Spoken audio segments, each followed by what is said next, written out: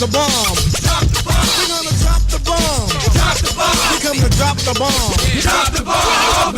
This is a journey into sound. A journey which along the way will bring to you new color, new dimension, new values, and a new experience.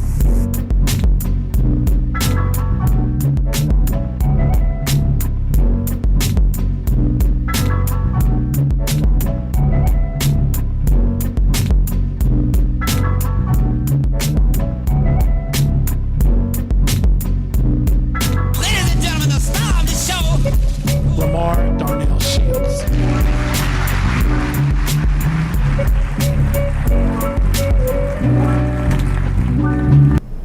What's happening to all my sound bombing people? This is your man, Dr. LaMarr Darnell Shields, in the building. And we have an amazing show today. Always we're bringing some of the best, some of the brightest guests who are doing some amazing things, who are stepping out of the box, who are believing in themselves, who are confident, who are bold. And today we have Samara Stone, all the way from California. Samara is a sunny California native with a bright, infectious smile. You guys should see this right now. Her natural ability to connect with people and her strong entrepreneurial spirit led her to start her first business in college and has carried her over to her unique career in social work. Since 2005, Samara has been the founder of the Stone Foundation, a behavioral health firm in Maryland. As an innovative leader in the field of mental health, she leverages her 20 years of experience. I don't know how, because she looked like she 25 unless she started the business when she was 5 years old. Have experience to develop business coaching and branding solutions specifically for her unique and niche of mental health entrepreneurs through her work with BeBrandConfident.com, which we're going to talk about. Samara is the perfect balance of compassion, accountability, offering insightful strategy while nurturing the emotional resilience needed to approach entrepreneurship with the confidence to take the inspired action. So we're excited that you are in the bomb shelter. How are you doing? I am wonderful. I am doing just wonderful. That smile is infectious. When I was doing my research on you, and I know you, but I still did my research, every image of you, that smile was just bright. You were a breath of fresh air. Your energy was amazing. It was fun researching you. There's some things I knew and some things I didn't know.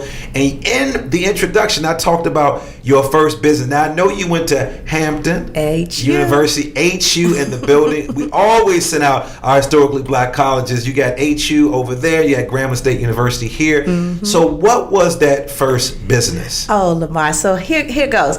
I learned how to braid in Los Angeles because I kind of got tired of waiting folks to braid my hair, and I wanted my wig right? So I was like, let me make this thing right. But by learning to do so, when I stepped on the campus and people would say, well, who did your hair? And I'm like, me. They're like, well, can you do my hair? And I thought, absolutely. So while other folks were getting jobs at the grocery store up on Mercury Boulevard, that's a little shout out for folks who's been in Hampton, Virginia. But they were getting a job at the grocery store. I was braiding hair and making money in my own home. And it was real cool because not only did we untie the knots in the hair, we also started untying knots in the mind. So you having some serious conversations. We really were. We were talking. Weren't we deep in college? I'm telling you. We grew up and had kids and family, and that we were doing the thing. We were about to change the world, right? How about that? And then them student loans and all that other stuff kicked in. Start changing my world. So you all were having some deep conversations but it's something therapeutic about doing hair, right? It really was. And I had this way of creating like a full experience. They'd come, I'd have fresh banana bread. Back then it was Blockbuster VHSs. I'm not gonna tell y'all how long ago it was. I was in college, but it had this we set this vibe where it's like, yeah, I'm gonna make you look right, but we're going to be beautiful from the inside out, right? And I love those kind of conversations because it really, I think, made women challenge their ideas about what it meant to be natural at a time back in the early 90s when that was not popular and common, right? And so you were doing natural hair at that time? Yes, we were doing natural hair, braids. So how much were you charging? Let's take us back. $85 for micro minis. 85. Wait, and this was in the 90s? Yeah. Wait, first of all, where were these folks getting 85? refund day, right? Right, look, they gonna save up that money because that hair is gonna last them 2-3 months. So they made it right. Yes. So where did that hustle come from? I know you from the West Coast, from LA, correct? Yep, Los Angeles. So where did that hustle come from about making money on a college campus? I have seen entrepreneurs around me my entire life. And I don't know, Los Angeles, it's a series of small businesses, Simply Wholesome, just small businesses. My first few jobs were in like doctor's offices that were entrepreneurs that had me answering, front desk, or a real estate agent lady that I was working for, collecting rent checks. And so these experiences helped me to see that you can build something for yourself. And it can be your unique creation. It can be something that's reflective of your values, and it gives you the freedom to be in command of your own time. So did you want to be an entrepreneur? First of all, did you even know that you were an entrepreneur? I don't think so. I think I just was getting paid to do some hair. You were just getting paid, trying to go hang out at the club. I knew I didn't want to work in that grocery store. I knew that So much. you had some standards. Yes, I knew I did not want to work in that grocery store. And I knew that I love creativity. I have always loved creativity and color and textures and making things beautiful. And so for me, being able to do people's hair and give them these beautiful and unique styles, that was fun for me. And the fact that I got paid to do it in the comfort of my own home was even better. So you learned about entrepreneurship at a young age, growing up in California, a lot of small businesses. You took it then to Hampton University. Now, what was your major at Hampton? Were you a business major? Psychology. So you were a psychology major. Yes. Wow. And I had these grand dreams. I was going to be psychology in undergrad, right? And then my master's was in social work, and I was going to get a PhD in cultural anthropology. So I was just going to understand the whole human experience. And then I met my husband and started having babies, and that kind of thing happened. But what's beautiful, though, I think, is being able to have psychology and that understanding of the human experience. It allows you to apply that like all across the board, So what are some things that you learned in California from entrepreneurs when you were growing up, you were working? What are some of those things that you learned then that you then now carried over into your current business? And we'll talk about what that business is, but what are some things that you learned? It is all about creating enchanting experiences for your customer. It has to be something that is unexpected, that gives them a unique experience that they can't find anywhere else, and something that's genuine to form. Like, it has to be a fruit of your own spirit, something that you love and that you're passionate about, because that's what's going to have you show up every day to do it and make it right? And so I remember working for this one lady. Her name was Emma. The store was called Sandwich Plus. It was kind of one of those hamburger pick it up type of front short order cook type vibes, but she made the most beautiful and delicious cakes, and she would cater and do these amazing things, and you could see how much she loved what she was doing, right? And so I think for me, knowing that people came in not just because the food was good, because the vibe was right? And so in business building, it's about the way you make people feel as they're engaging with your services. That's the layer that no one else can reproduce. So Emma had a passion for cooking. She had a passion for presentation. Yes. And so now you've taken that passion for presentation and passion for talking and counseling to your own business. It's true. Let's talk about your business. Okay. And you have several of them that I've actually discovered. Yes. Let's talk about your business. Tell me, how did you get started, and walk us through those steps. So we moved from the salon. Well, you wasn't even in the salon. No, I was at home. What was you remember the apartment where you worked? You know what? It was on Gawain Way. So was your roommate down? Did you have to pay? Did you have to break your roommate off some money? No, I own the house. You own ownership early in life, brother. What? It was cheaper to buy a property and build up my credit while in undergraduate than it was to rent an apartment closer to campus. Property. I sure did. I see why your husband married you. There we go now. So I see why he was like, I'm keeping this one. You own. See, that right there is a lesson that I'm hoping that our college students are listening to. That's and right. The parents, because I'm at the step now where my daughter's going to be going to probably another historically black college. And again, if you're talking about getting into ownership, I think about when I was, when I reflected on being on the college campus, my whole life was about kicking it, having a good time. It wasn't even about making money. And it's unfortunate because, again, in many of our communities of color, the economic piece is sort sort of secondary. Yeah. So again, I'm paying rent, this, that, the other. But to hear that you're saying that, I'm thinking about you starting a business. I think about all the things that I was doing, and I was giving my service away. So you owned a home. I did. I owned a townhome, and I had roommates most of the time, like one roommate that would pay half, if not more than half, of the mortgage, and it built up my credit. So for those 3 years that I owned the house, I was just building my credit while I was in college. So let's back up. Before we go into the business, let's take a step back. Where did you learn that from? My mama. So let's talk about your mama, because again, I think that that's very, very important. I watched the interview of Nia Long talking about her mom and her riding on the bus with her mom and the things that she actually learned. Because again, before we get into how you started your business, and we talked about you growing up in LA and observing other businesses, but then somebody taught you something. Yeah. If we're going to go to this HBC, what are some things your mother taught you at a very young age that you carried over into your business? My mother is such a sharp woman. Like, she is altogether brilliant, and you think I've got some energy. She is a bundle of fire and possibility.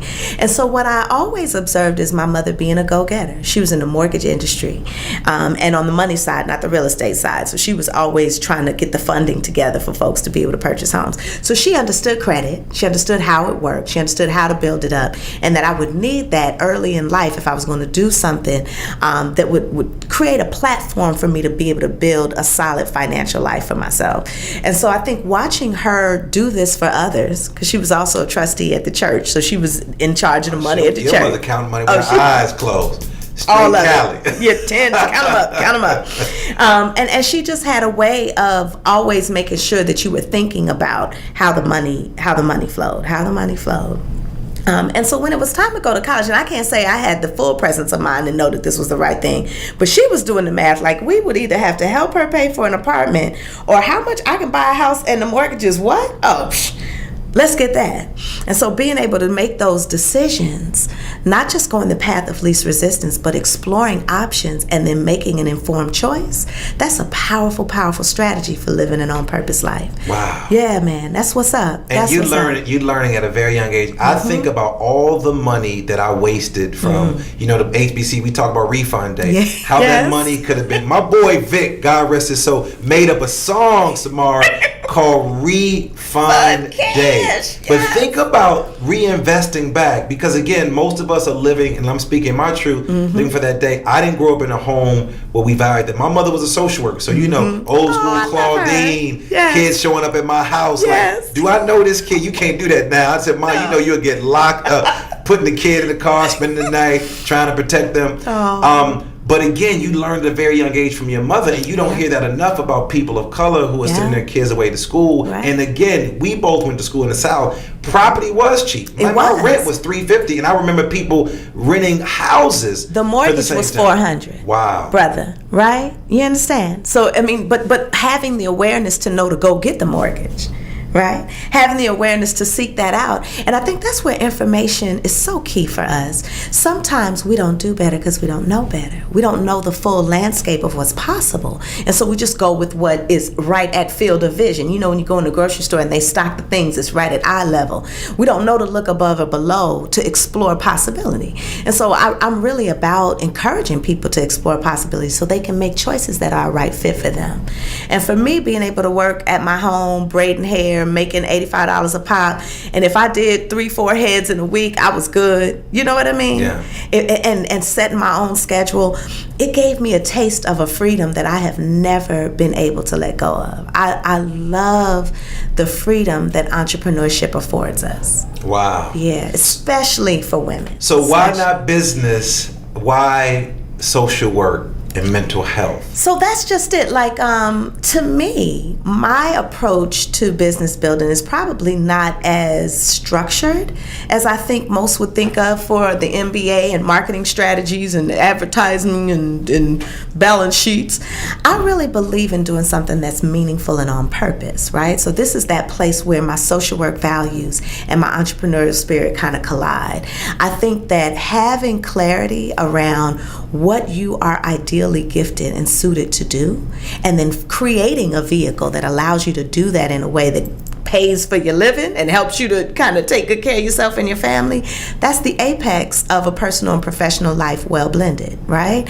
And so to me, I don't seek opportunities in my business that are just money making. And I'm not saying that there's anything wrong with it for folks who do that. As a matter of fact, I admire the folks. I'm like, dang, maybe I need to. These folks over here stacking millions. But I seek things that make me feel like I'm making a unique contribution. Things that make me feel like I can see the impact, right? I like that kind of stuff. Is that why you stay in this genre of work? That's why. I mean, I still do some work outside of the mental health field. I'm a consultant with another organization that does like online business building it's an international company. That's a lot of fun. I get to talk to people all over the world and engage with folks. So in that capacity, I'm more of an entrepreneur where I'm still having the freedom to set my own schedule and do some things, but I get a chance to not be the one making all the decisions about how things happen. That's kind of fun. So building your business, what are some of the roadblocks to building your business? I really feel like the personal development side of business building is something that we often overlook. I don't think people talk a lot about the emotional experience of trying to climb and create something from nothing.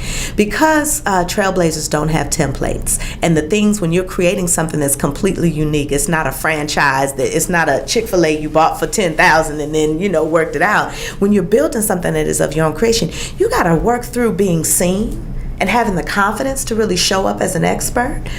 There's a huge learning curve. No matter what the business is going to be, there's going to be an area that you're not astute in. So for folks, let's say if you're an accountant, you know your numbers, you know how to stack them, but you don't know how to deal with people. Social workers, we know how to connect with people, you don't know how to deal with numbers. So whatever your yin-yang is, you got to learn the opposite side enough to be effective in trying to manage your business. That was hard. And what were some of those things specific that you had to That money piece was rough, oddly enough. Like we talked about, having the savvy around personal finances, but then understanding what business finances are, because they look totally different. What you do with your personal finances every 2 weeks, every month, what your budget looks like, and then what a business wants, that's a whole nother framework. And so I remember my accountant, she several times had to sit me down like, Samara, no, you're going to learn how to read these balance sheets and these profit and loss statements. You're going to understand how to make wise choices from these financials. So that was difficult. I also think for me, balancing doing the things that I was good at and wanting to just do the stuff that I was good at versus kind of stretching myself to learn some new skills so that I could kind of have a bigger impact. That was hard because that learning curve, it could be a confidence killer when you try something and you don't do it right. But I learned over these 14 years of being in business that, one of the things that any entrepreneur that's going to be successful has to get comfortable with is failing, not doing it right, having it suck in the beginning, right? Because you can't get great unless you just get in the game first. Nobody steps up to the plate day one and knocks it out of the park. You have to be willing to miss a couple of balls, but swing, continue to swing. And so for me, that courage to keep swinging even when I felt like I was messing it up, that was tough. But I got that. I over time, I started learning that even in failure, even in mistakes, even in brokenness, the remnants, the phoenix opportunity that came from that, I learned how to come back brighter and stronger. So why do some entrepreneurs shy away from failure? I believe that failure is a lesson, but many of entrepreneurs shy away from that failure. What's been your greatest failure, and what have you learned from it? What was that greatest failure? And what did you learn from that great failure that you, at the time, you probably thought that this was it, this was it? So when I first got my first contract, I was so idealistic about what we could do. I had all these ideas, LaMarr, we're going to do this and that, and have budget to first to make it happen. and my projections were like rainbows in the sky. They had nothing to do with reality and what could actually happen. And so about 4 months into the contract, I realized, this is a poop show. Like, I don't know what in the world we about to do to get to the end of this contract year, because there was no way that I could actually make good on the projections the way that I did. from the way that I had thought that it was going to work out. But I'll tell you what was interesting. The place that we were working for, the Yo Center, Yo Baltimore, they were so impressed with our intention that they start finding ways to fund the rest of the program. The money just started. So sometimes your vision is enough to create the momentum, and then you make space for others to kind of join along and keep pressing it forward. So what does Samara do in that process when you've gotten knocked down? Walk us through your process. What do you do? Any rituals? So you get knocked down, this roadblock comes, this big failure, and you're learning from it. Yeah. What do you then do to then lift yourself up? I think the best example would be how I started the business in the first place.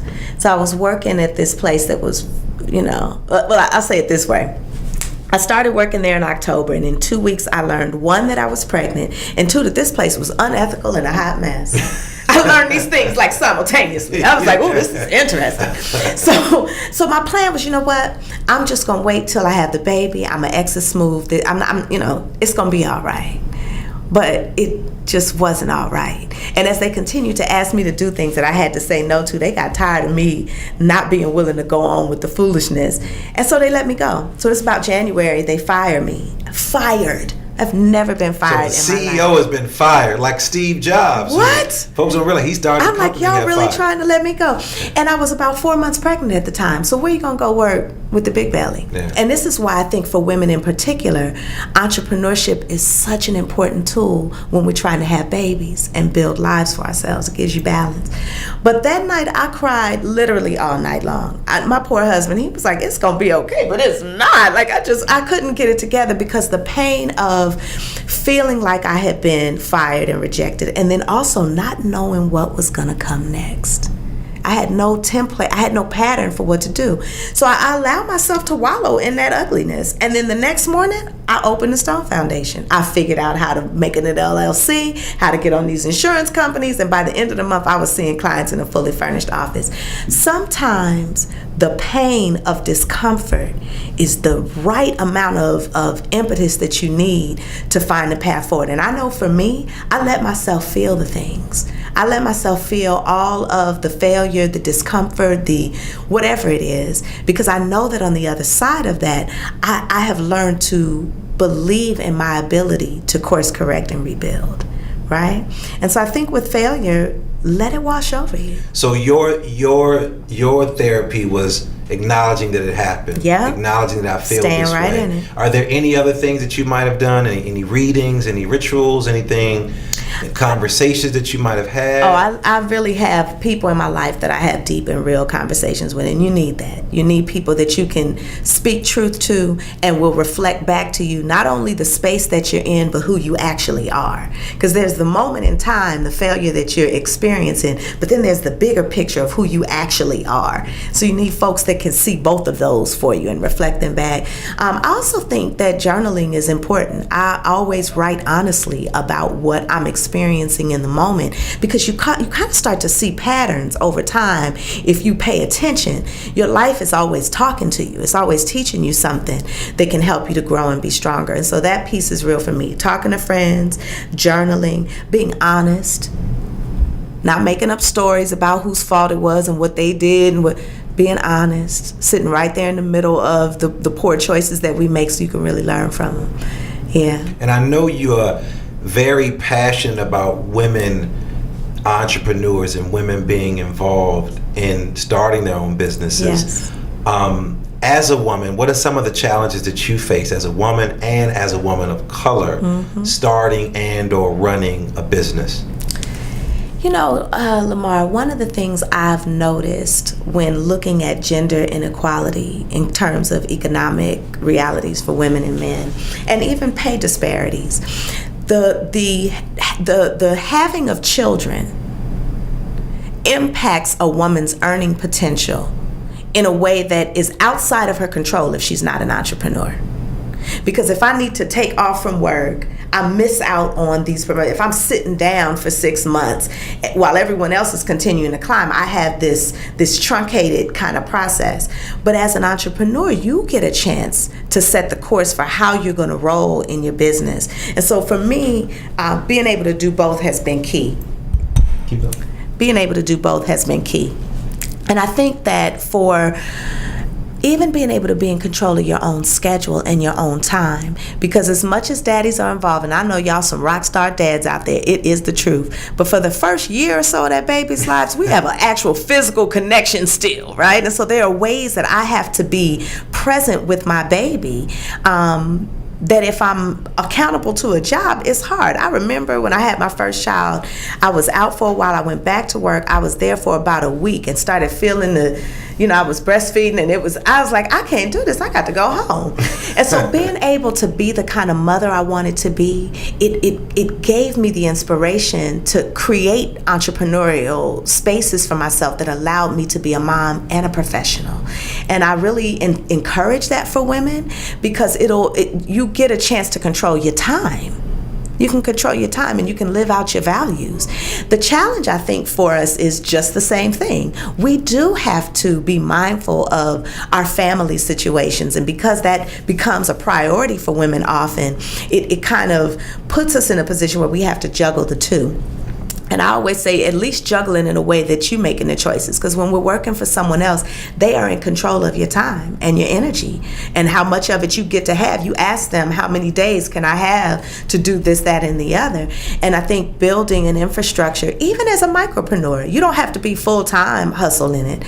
I really believe that entrepreneurship doesn't have to be all risk. I'm going out there and let me just take this all on and do nothing else. You can have a full-time something and start nurturing your side hustle so that when you are ready to make transitions, when it's time to have children, you have some flow in place for yourself, right? Yeah. So you mentioned earlier, you talked about the word passion. It's a word that I hear a lot. Where does passion and purpose sort of collide or sort of disconnect as an entrepreneur? When you look at those two words together, this passion, purpose, and then let's throw another word in there, profit. Now we're having a real conversation, brother. Those three things. Yes. So we might be passionate about something that we enjoy. Mm-hmm. But it may not serve a real purpose out there in the world, something that people actually need and that is going to have impact. Right? And so I think sometimes, even when we're talking to people and building their brands, getting them to see that it's not just what you want to do, it's what you are uniquely gifted to do that someone else needs. That's the sweet spot. And from there, you can start to see the profits into your life. And so I feel like a lot of times people say, just do what you love and the money will come. And that is not true. You can love crocheting hats, but I'm going to tell you, the amount of time it takes to crochet a hat and the profit margin is low. So it's not just doing what you love, it is doing things that you are gifted to do, finding the thing that you are great at and are gifted to do, and doing it in a way that you love, right? I mean, I think that's kind of the place where it can be on purpose. I think too that we don't want to build businesses in isolation. This is not a passion project just for you to feel good. If you're serious about doing something that's meaningful in the world, you have to connect it to real problems and challenges that people are having out there that need solving. And for me, I mean, that's the real magic, is when you can take something that you're gifted with and solve a challenge that someone couldn't figure out on their own. That's why they pay you the profits to help you do it, because they don't know how to do the guru, this thing. Expert in that area. Yes. But sometimes getting people to own their expertise is the challenge, right? I mean, they may be, confidence is an interesting thing, and how it shows up in the life of an entrepreneur. You got to believe in yourself and the beauty in your own gifts and the impact that you can have. You got to prove to yourself that you can make things happen, and then hold on to that as evidence times when you don't believe in yourself. So do you think with that level of confidence as you're talking about, you think that that's something that people can learn, sit in a class, a seminar, or do you think it's sort of innate in them? Because again... So I think you learn it, but I don't think you learn it in the classroom. Because when you look at Apple and I mean, folks love Steve Jobs. It was almost like he was like this icon when they released this new product. He was very charismatic and things of that nature. What are some things that you think that schools of business are not teaching entrepreneurs that are coming out? Because we talked about confidence, we talked about passion. What are some things that they aren't learning in the classroom that you're going to have to literally learn on your own, and some of the things that you had to learn that weren't written out into some type of business 101. Right. I mean, I really do believe that personal development is like the hidden secret to business success. Anybody who is intentionally working on strengthening their own, sharpening their skills and strengthening their deficits, being aware of how to build teams of people that complement what you bring to the table, like you got to learn how to use yourself, know yourself, and know how to use yourself in service to your business. And that is not something that I think people give. I mean, they may do a strengths finder. You might get the Gallup strengths finder. You figured out your top 5, Clifton. You might get, what's that thing, the disc store. Like, they got these other little things that they give you, but I feel like you have to be on an intentional journey for personal growth and development if you're going to sharpen yourself into a tool that can really be effective and profitable in your business. I also think that you mentioned, well, is it something that's innate or is it something you learn in a seminar? I think neither.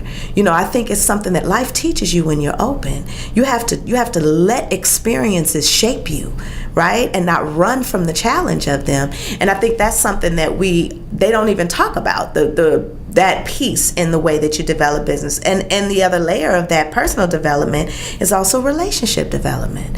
If it's not about relationship, what is it about? We have to have connection with others, whether they're our clients or the consultants helping us to grow. We have to know how to deal with people. And I think in a world now where there's so much AI and distance, being able to connect with human beings in meaningful ways, how to really vibe with folks, that's a gift. And that is the big issue that we're discovering in the Asian community. My buddy just opened up a school, brother David, out of California, and he has an opportunity to open up a school in Asia. He said the greatest challenge he's learning from the Asians too, because I was asking him I'm always on interview mode. Right. Just got off the stage. He wanted to meet me. I'm like, I want to know who you are. He started the school. And I said, what are some things that you're learning about the Asian cultures that you didn't know? And he said, of course they're good at math and science because that's a rote system. But getting them to work together collaboratively, he said it is interesting to watch. And again, we have all this technology, everything from keeping our calendar, from the AI, from Alexa turning on, and we still unable to communicate with one another. And when you talk about business savvy, is how do you then communicate with individual cross-culturally? And I'm not just saying race, it's just you're from LA, I'm from Chicago.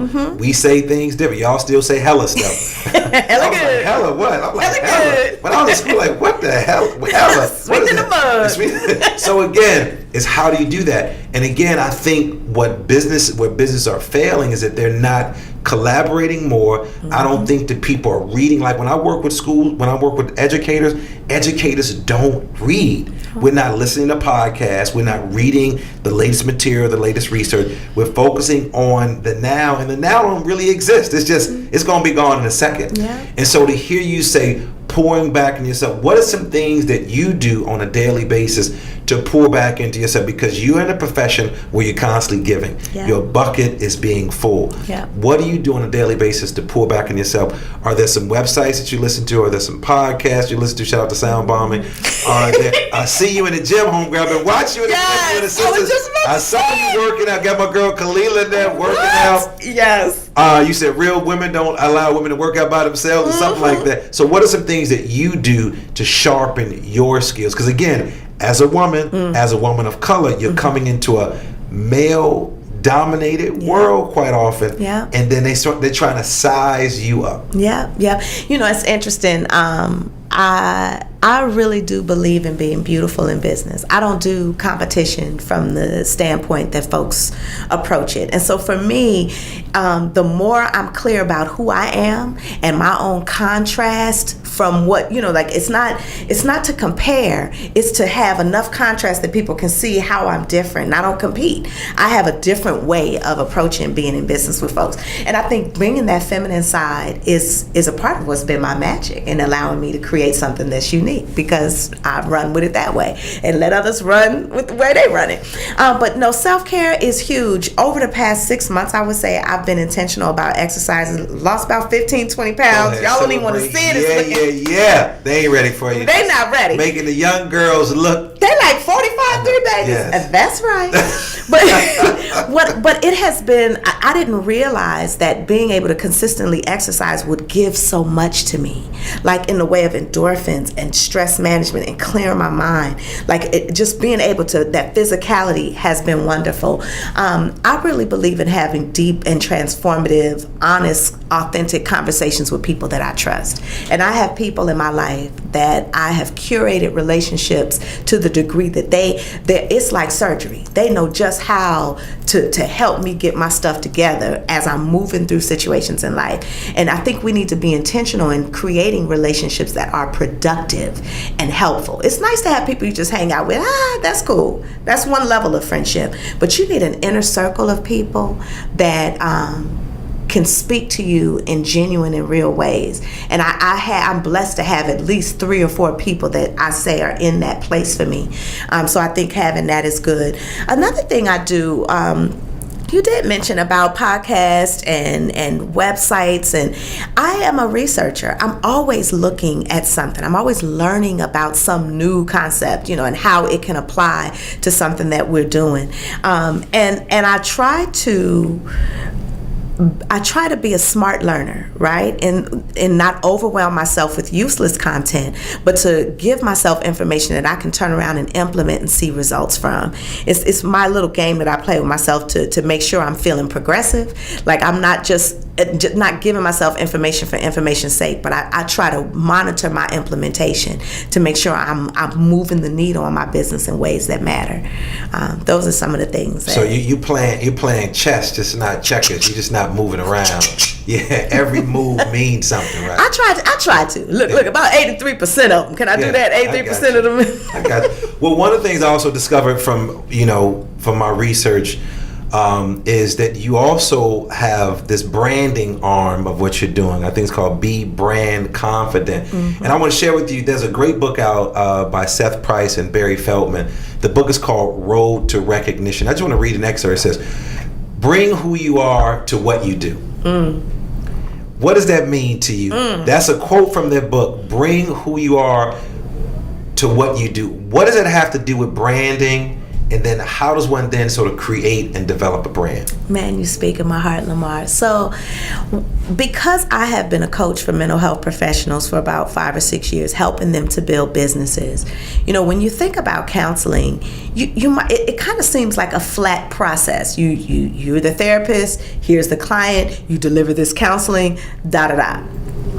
But the truth is, every therapist is uniquely suited to serve a certain type of client. And the quest is to figure out what is going to make that fit so that you're not burned out, so that you're delivering the best possible service, and you're able to sharpen your skills and become expert in an area that really matters. I think the approach of generalist practice has been so detrimental to therapists because it has us bouncing around doing all kinds of things that we're not suited to do. And so for me, bringing who you are to the work that you do is being self-aware enough about your skills, your interests, your talents, what you're passionate about, what your purpose is going to be, so that you can create a business model that will allow you to be profitable. And I think that when we don't do that, we truncate our ability to build businesses that are meaningful. For me, branding is about that journey of self-awareness. We just had a branding intensive this morning with a client, and she's a sex therapist, and we were talking some about how she came to doing this work and why that was important and why that was meaningful.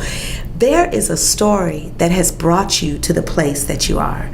And just like the future has a past, this place that you're in right now has an even deeper past. And when you pull a thread through all of those things, you become unstoppable in your ability to connect with people and really resonate in a meaningful way. And so for me, it's about making sure that folks understand themselves enough that they can show up with clarity and confidence when it's time for them to talk about what they want to do in business, right? And then we layer into that some tech savvy stuff and some creativity and design work. We make it beautiful. That's how we're going to do, so that folks can actually connect with the people that they're ideally suited to work with. And so let's talk about what is personal branding. What does that actually mean? So what does it entail? Well, so there's personal branding, and then there's creating a brand for your business. And sometimes the two are the same. The truth is, you already have a brand, whether you're aware of it or not, whether you're intentional in turning up the volume on it or not. It's the imprint that you put on people when they connect with you. It's what they say about you when you're not in the room. It's the energy that you bring to the things that you do that becomes your personal brand. But I think when we are intentional about curating that, so that the impression that's left is one that moves you towards achieving the goals that you want to achieve in your business, that's kind of where the personal and the professional start to meet. You know, I talk to people a lot about that sweet spot where there's enough of who you are in your professional life that people can see you in it and not just the degree. Nobody cares about the letters before and after your name. Once you meet the smell test, they know that you got the credentials. They know that. The next question is, can you really help me? Can I really connect with you? Do I trust you? You know, is what you're saying, does it feel authentic? Does it feel genuine? Right? And so being able to infuse yourself in that in an authentic way, that's where you start making those real connections with people. And it matters. It matters. So do you think that the idea of personal branding, you think is commonly misunderstood when you talk about developing your personal brand? I do, especially if people think that branding is something somebody's going to do to you. You know, like it's something you discover about yourself. It's not like you walk in a room and then somebody sprays you with some brand. You know, like you know, that ain't the way it works. right. You know, or you go to the Crayola conference and just pick out some colors and that's your brand. I think that having a level of intentionalism and self-awareness in who you are and the image you're wanting to portray. Right? And it's everything from the way that you speak and your clothing and the kinds of the choices around the things you get involved in. All of that comes together. I think if there's anything that's misunderstood about it is the purpose. You know, a lot of times when we hear branding, we think of it as like a precursor to marketing. We're just doing a bit of branding so we can get this marketing stuff straight.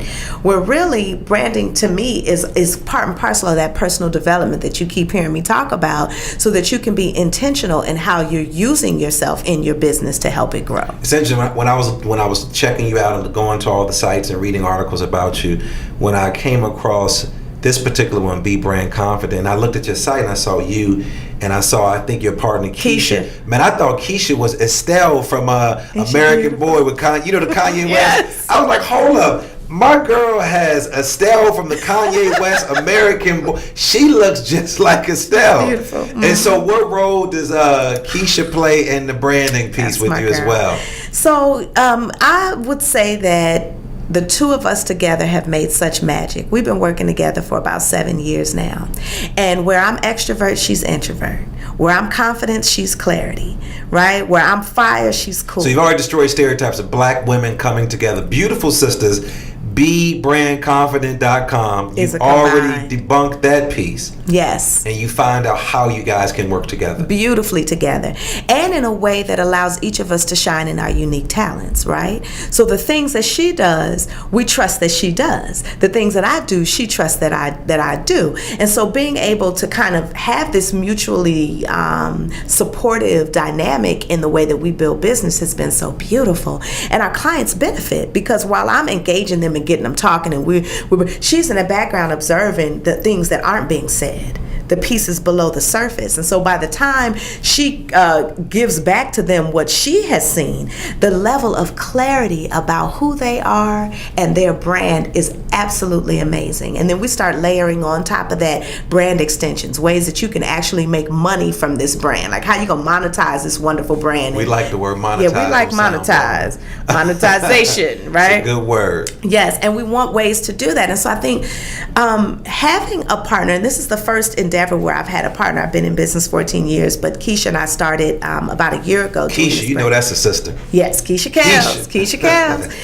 Doing this branding work together. And it has been a tremendous, tremendous experience. And our clients are benefiting so much from having that duality in place. So where would one start? If I'm coming to you and I say I want to brand myself, walk me through that process of what that looks like. The first thing we give people is their unique niche. Who are you working with? who are these people? So the audience, who's your audience? Who is your audience? Who are these folks? And what is it that you want to offer them? Like, I feel like that is the spine that the brand is built upon. Because once you know that, then we can start talking about colors and fonts and images and messaging that speak to that. And I think for me, I believe in building things that have layers. So it's not just the words that are written on the page. It's the images that you've intentionally selected that complement that, right? It's having images of yourself that portray the energy that you're trying to put out there, and then having services that make sense for what you're offering. You know, because sometimes that's important. I can't tell you how many times people have all these ideas of what they want to represent, and then we start talking about, okay, so how is the money coming into you? It gets quiet. And so for me, the brand is not, if it's not functional and productive, then it is not truly the full picture of what your brand is. So who has that? Give me some people that we know in the media right now who you love their brand. They're getting it right. Give me some folks. Oh, that's a good question. So in the media right now that I love. When you look at some folks who got the brand together, they got it who would that be? tight. They got it tight. You know, I really like what Rihanna is doing. Okay. I like what she has done with her makeup line and the energy behind it. It feels real consistent. It feels global. It feels inclusive and progressive. I love what she's doing. Now, of course, you know, being able to see the layers in that, how she's got music and these collaboration that she does with other people, and how all of those things kind of come together is beautiful. My boy, Childish Gambino. Yes. I like what he's doing. His brand. I like him. I like this kind of nerdy, quirky, thought-provoking, funny, different thing that he's done. So let me tell you who I love, since you didn't ask me. Two magazines I love. I guess it's my show. I should have been asking you. Fast Company and Inc. magazine. I'm always talking about that. Yeah. On the cover of Inc. magazine this month is, well, let me go to the one I just read. It is, what's my boy, the three-point basketball shooter? LeBron? No, Steph Curry. So Steph Curry's on the cover, but inside is Tyler, the Creator. If you're not familiar with Tyler, the Creator, he's your homeboy out of California, doing an amazing job. Yes. In this month, Janelle Monáe is on the cover of the magazine. But Tyler, the Creator, is a brand genius. And so again, when you think about brands, when you think about images, he is somebody that I actually think of. And so again, you know, I think branding is important. The reason why we created Sound Bombing was to sort of extend my brand. Now, before we get out of here, tell people how they can get in contact with you. Oh, the best place is bebrandconfident.com. And then I'm all over social media at I am Samara Stone on Instagram, Facebook. That's it, hanging out. And I also have a Facebook group called the Entrepreneurs Tribe, which I'm really enjoying. It gives us a chance to kind of nurture that entrepreneurial spirit and help folks move forward in ways that's powerful. So this is my favorite part of the show. Yes. It's called the Sound Bombing Questions. So I'm going to throw out a question to you real quick, and I want you to respond really, really quickly. All right? All right, so you ready? I'm ready. What's your favorite word? Grow. What sound or noise do you love? I like nature sounds and drum sounds. Okay. What's your superpower? Positivity. What's your spirit animal? A bird. What are you reading now? I'm reading it's this book about chakras. I can't remember the title of it. Okay. What are you listening to? Kendrick Lamar. Okay, yeah, Kendrick. What is the book or books you've given as a gift most, and why? Wild Seed by Octavia Butler. Okay, It'll great stretch your mind. science fiction. It'll stretch your mind. It'll stretch your mind about what is possible. Okay. If you had a gigantic billboard in LA or anywhere with anything on it, metaphorically speaking, getting a message out to millions, what would that message say? Let's grow. Well, that's how we're going to end this, sister.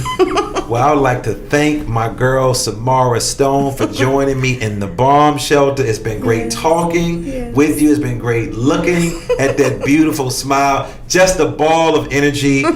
You've truly blessed me, and you've truly blessed our listeners. I also like to wish you much success in all the work that you're actually doing, and looking to be one of your clients really, really soon. I would also like to thank my producer, Darius Wilmore, and also Supremacy for our theme music, and all of our listeners who are listening in the bomb shelter. And as always, believe that something wonderful is about to happen, and that some people miss the message because they are too busy looking for the mess. You've been listening to another exciting edition of Sound Bombing, and I'm your man, Dr. LaMarr Darnell Shields, in the building.